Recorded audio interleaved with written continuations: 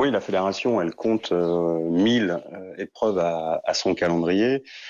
Aujourd'hui, on peut estimer que si on fait une projection jusqu'à fin juin, mais même au-delà, on va avoir quasiment 400 épreuves d'annulées au niveau de notre calendrier. Donc bien évidemment, on est face à une situation inédite.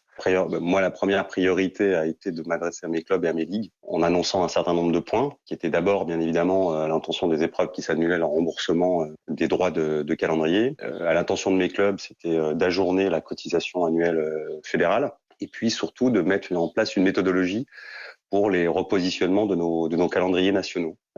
C'est à partir de là que j'ai souhaité mettre en place une cellule dédiée qui permettrait de proposer un calendrier équilibré dans la mesure où la saison pourrait repartir fin août, début septembre.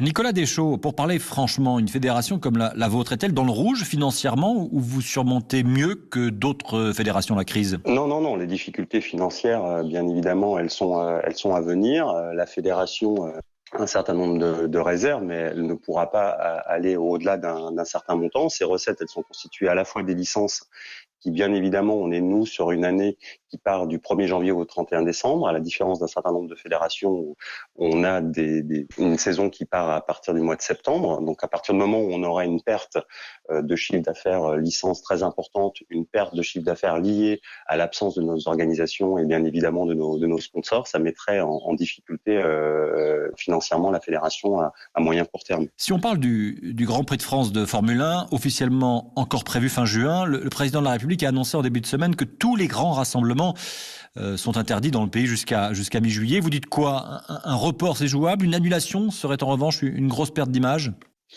Bien évidemment, à partir du moment où le Grand Prix ne se tiendrait pas, il y a une perte d'image. Simplement, aujourd'hui, on est bien évidemment en relation avec le promoteur, la fédération étant organisateur sportif du Grand Prix. Et aujourd'hui, on est en stade d'évaluation et de différents scénarios possibles et aussi en attente de précision des mesures gouvernementales qui ont été annoncées.